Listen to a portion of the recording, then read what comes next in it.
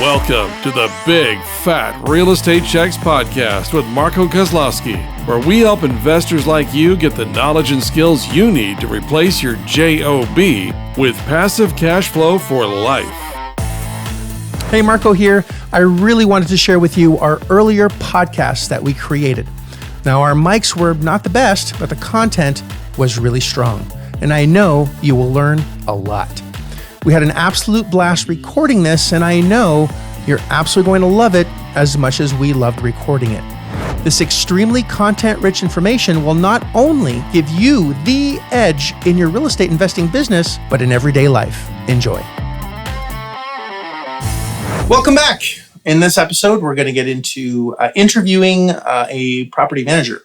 I actually have a list of quite a few questions to ask. We're not going to go over all of them, but we're going to go over a handful of them to get you to get a feel of the kinds of questions and why we're asking these kinds of questions to make sure we have the best possible property managers in place at all times, because the quality of the asset or the quality of the revenue that I'm going to receive is based on the quality of the management. If I have shitty management, bad things are going to happen. So let's get things rolling. Yeah, so a couple of questions. We can start with the first one, which is how many rental units do you manage? You can ask that to the property manager.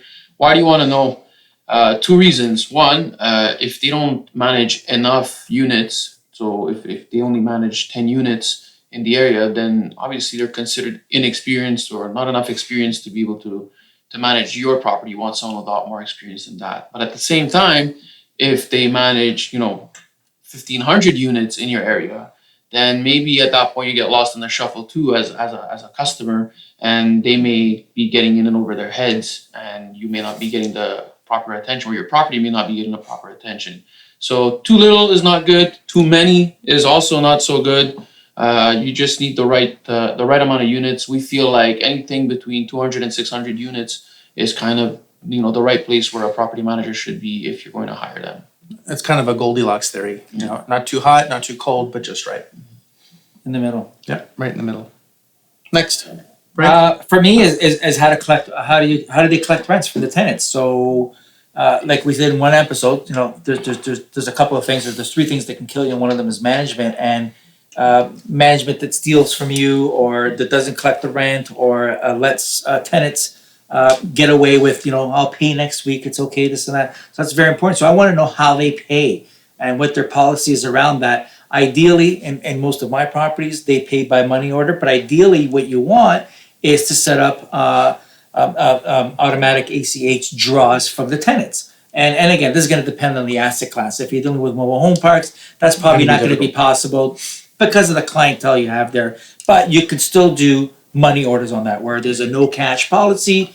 And if the property manager enforces that, saying, hey, we don't accept cash on the premises. Or checks, for that matter. You don't want anything that can bounce, really. Well, that's why you get them to go. We get on our park. We get them to go to Walmart or Winn-Dixie. It's $1. They get a certified check. Yeah. So with that, number one, the management that's on, if they are on premises, it's safety for them because they don't want to walk around with all this cash on the first of the month. And number two, there's a record for the tenant. And there's a record for us showing that they did make that payment. But ideally, what you want for the larger properties, more sophisticated properties with a management company in there, is they want to do automatic deductions from their bank account directly each month. And there are certain locations as well where they could pay their actual rent at Walmart, and it links to the software that is used. So there are those services as well, where it becomes a lot more hands-off. So instead of having to go and get a money order, they can just go to a Western Union or a Walmart, or in some cases 7-Eleven, and they punch in the code, and it automatically goes in real time into the software that you can, the manager and you as the ownership can see who's paying and who's late and who's supposed to be there and who isn't. Very important. Yeah, I believe Walmart actually has, they have Western Union, but they also have another software connection where they connect with several other banks. And yes, you have a code and it goes directly into your bank account. So that's good for record keeping. Yep. Very good. So no cash. No cash. Zero cash. We never want to take cash. Cash grows legs, and it's also for a safety reason. Imagine you're in a mobile home park and it's the first of the month, and there's 100 units, and it's $700 a month. That's A lot of cash. It's a lot of cash. Yeah. It's it could be $50,000 in cash in one space, and if someone decides to break in and shoot somebody, No, for 50 grand, it's possible. So we don't want cash at all. And insurance doesn't cover cash. We don't want cash. So it's safety for everybody. For the manager, for the tenants, for you as the ownership, for the management company. Yep. No cash ever. Nope. None. We're good? We're good. What's next? Fees. What kind of fees do you charge? And more importantly, what does your fee include? Because you'll notice that a lot of property managers will charge you, 10% to collect the rent, but then they're going to charge you, an upcharge on maintenance. They're going to charge you to find you a new tenant. They're going to find you to go do inspections in the units. They'll charge you for every single thing that they can do. And you have to know that up front, because that's going to factor into your calculations as to whether or not your property is going to be profitable or not. And remember that everything's negotiable. So what they tell you up front is just for your information, and then you can go into negotiating with them to make sure you get that to the lowest possible amount. But typically, what you want is a property manager is going to charge you, obviously, to collect the rent. You want them to also take care of signing all the leases, finding new tenants for you, helping them move in. Also, inventory. If your property is furnished, that they want to make sure what's in there before the new tenant walks in, what's there when they leave, and make sure that that's even. And if there's any deficiencies, that you're aware of them. Anything else on that part? Well, you know what? I'm glad you brought that up. With we have a sheet that we do at our property, which is it's a move-in inspection report where the property manager does a walkthrough with the tenants, and it's just a checklist of certain items, and it has good, repair, scratch, damage, or whatever, and they tick all this off, and they have the tenant sign off on it with the manager at that time. And then with that, when they move out, we have a move-out inspection period, and we do the exact same thing. So that if there is any deficiencies, we hold security deposits for them, and we have evidence that hey, you marked off on this move-in, and now there is some scratches or damages to certain units that need to be replaced. So we're going to retain your deposit for that. So that's a very important part that some don't actually do that. No, a lot of people don't do that. And but just another point I want to add is typically the percentage that they charge is on collected rent. There's an important sort of follow-up question to that is, are you charging rent on vacant units? So if there's no tenants, are they charging you? So sometimes you'll get property managers will say, well, we're going to charge 10% of collected rent, but if there's no tenant, we'll charge you a flat fee of $50 per unit for the ones that have no rent. Now that's counterintuitive for you, the owner, because it basically the property manager has really no incentive to go out there and find you someone else to be in there, because even if the $50 is less than, maybe they're getting $70 if they're charging 10% of $700 rent. Well, they don't have to deal with someone, they don't have to deal with a human, and they're still collecting $50. So it's probably a safer trade-off for them, and that's actually guaranteed income all the time. So that's one thing that, at least in my case, I never want to see that. Yeah, we don't want to incentivize for sloppiness or even repairs. I know so many people that hey, I only pay 4% for management, 5% for management. And that's not bad, but remember that the management company has to be able to eat. And if they're only charging you 5% or 6% for management fees, I'm pretty sure that they're marking up all the maintenance cost, which is actually way more than what you would have paid at 6, 7, 8, 9, 10% on the management fees. So I want to be clear with the management company. I don't mind paying for the first year, because that's usually the hardest year. Yeah. I'll pay you 10% the first year, then it's going to go to 9 or 8, and then we're just going to keep going down, usually till around 7.5, depending on the size of the units and how many units there are in the complex.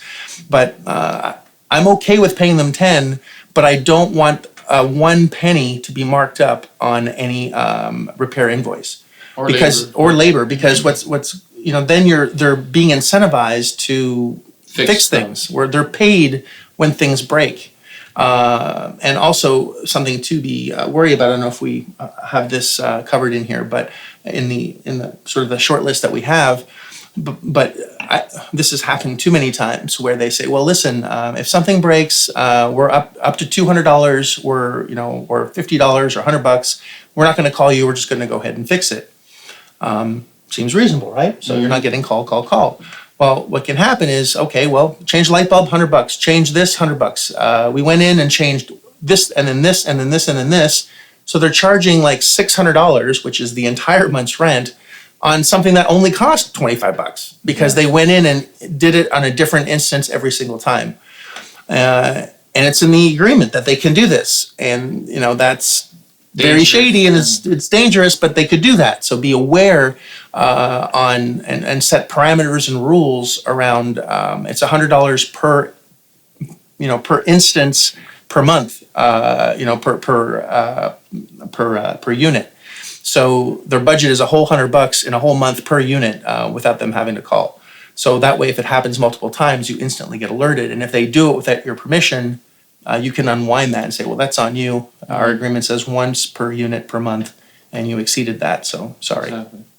Yeah, on the smaller properties, actually, you can make a clause in the agreement where it's $200 or $400 for the whole property complex, depending on the number of units. So they can't exceed $300 or $200 for that particular whole property, unless it's written consent by yourself or the owner. So that's another one. But you can get nickeled and dimed very quickly on maintenance calls. So be very careful with that.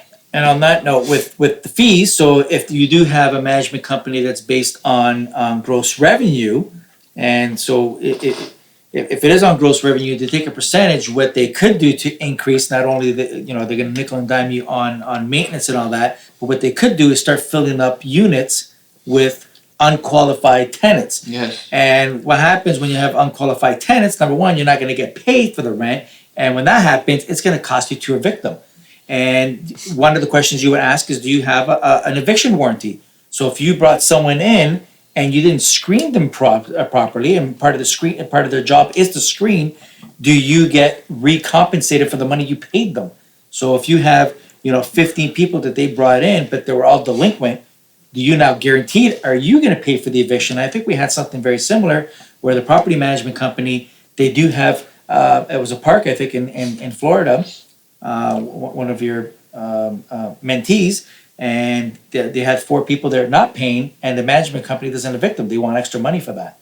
But they're the ones who brought them in. Yeah, that doesn't make So any now sense. you're out of pocket $200-$300, which is a typical eviction. Plus not paying of rent, Plus plus not paying damages. rent. That's just for the court costs. And loss of revenue and Ads for the new tenant to get in there. and then they're going to get paid for everything they do. So they're incentivized to put in shitty tenants because they don't give a shit. They're going to get paid no matter what happens.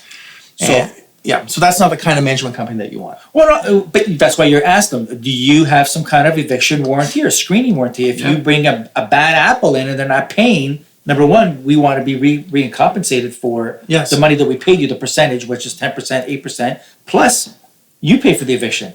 Yes. So it puts the onus on them. Hey, let's make sure we get quality tenants in there. Correct. So that's one thing that I would definitely ask There for. has to be a consequence and accountability if they do something wrong. Yeah. So just like our contracts, we have accountability to the seller, and we hold them accountable to what they're supposed to give us. We ask for the exact same thing from our management team as well. Yep. And we're done with that? We're done with that, So, right? yeah. Eviction. So, and another important question is, under what circumstances can you cancel the agreement? So what are the terms typically to cancel the agreement? Typically, we see 30 days notice from either party, whether they want to stop or you want to stop. But just make sure you go over that so that there is no hefty penalties for you if you don't respect that time frame.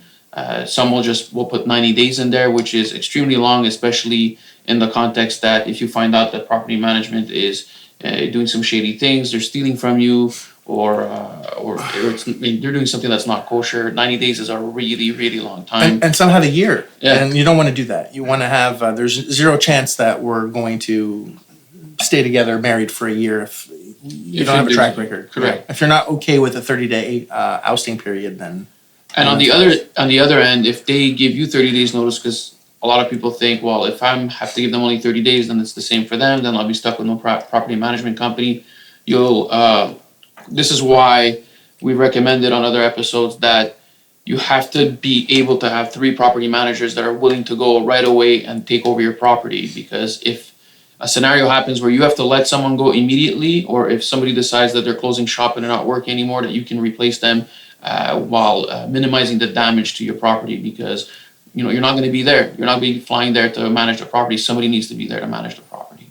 Yeah. Actually, on that note, I put on one of my property management agreements where if it is a longer term, like a 6-month term, I have triggers on where I can eliminate them with a 5-day notice. So if they Fraud. It's fraud, stealing, but also if the interest of the tenant it doesn't come first, Sure. or if they don't do certain actions. So going back to the accountability, if they don't do this, and that, I can terminate within a 5-day notice. But I can tell them which one that they breached or didn't do, just to get you, because you don't want them for 3 months or 90 days notice. Why would you want someone for another 90 days notice if they're stealing, or a That's right. 60-day notice? That's bullshit. I want them out today. Yes, So I put trigger points in my agreement. We're basically saying if the interest of the tenant is not up front, if they're stealing, theft, underreporting, things like that of that nature, it's only a 5-day notice and they're gone. That's it. Anything that really doesn't serve the greater good of the project, basically. Yep. If, That's if right. anyone is sabotaging anything with the project, then they need to go. They need to be removed immediately. Yeah.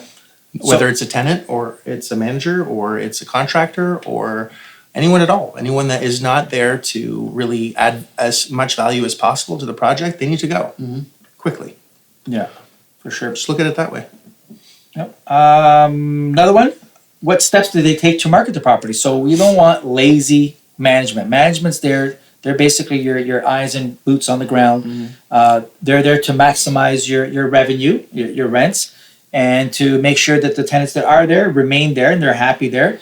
And when you do have vacant, you're never going to be 100%. Some seasons you may be 100%, but you want to try to maximize that. So what did they do? I would ask them, what do you do specifically to market for these units when they are vacant? And I would ask them for a list. Where do you advertise? What do you put in the advertisement? What kind of qualifications do they have to have?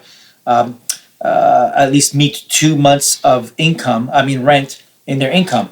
Do they have to be in employment at the same place for 6 months? So I want to know that criteria because I want to know the type of people going into my property. And again, this is going to change by asset class. It's going to change by location too. By location as well. Yeah. So, and if they don't have an active marketing plan, then honestly, you know what? That's part of a major component. And if they don't have it, I won't pick them, to be honest with you. Because I don't want to be putting ads out there. I don't want to be screaming to It's people. not your job. It's No, their it's not. job. That's what they get paid for, and they get paid to find a new tenant. They actually get that's another Yes. fee that they Fine. get is they could either get the actual full month's rent. Sometimes it's half month's rent. On the anniversary of the lease, I like to give a bonus as well of a half month's rent if they're renewing the lease because they've done a great job. So it gives them a high five to good job on finding a good tenant. Yeah, And, performance. performance bonuses are great. Are awesome. It's not only do we hold them accountable when they do something wrong. When they do something right, they get rewarded. It's fair. It works both ways. It does work both ways, and we just want the right people for the right project, and have the best results. That's it. I think we have time for one more. Sure, Okay, sure. all Right. Let's do I it. think what I like to ask, and this is maybe the CPA in me, but what kind of reporting do we get at the end of each month, or a few days after the end of the month? So who's paid rent, who hasn't paid rent, who's behind? We have late fees also. So if someone's behind, what are the late fees? Have they been collected?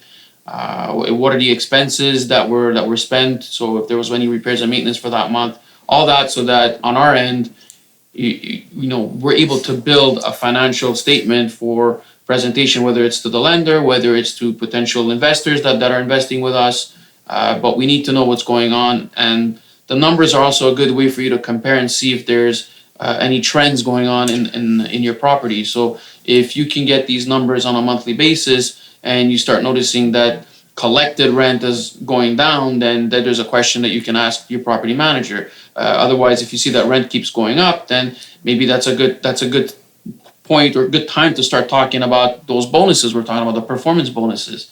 And again, the maintenance as well. If you see that maintenance is trending in one way or another, then you can react. But if you don't have any of that information, then there's no way for you to actually know what the condition of your property is in, at least the financial condition of the property. And what can't be tracked can't be improved. So remember that. So we want to track, what's the revenue, what are the expenses, what's the occupancy, is it going up, is it going down? Are we spending too much on maintenance? Is that being overspent? If there are maintenance issues, what's causing these maintenance issues? If it's always from one tenant, then it's probably better to get rid of that tenant. We look at these things. These are all things that you should be looking at. And I've said this before, you have to mind your own business. This is your business. And again, it might sound, wow, this is so overwhelming. But once you have a checklist, we have everything checklisted. We have all this very well organized. If you can follow directions and you can follow a recipe, you can do this. None of us knew what the hell we were doing when we first started.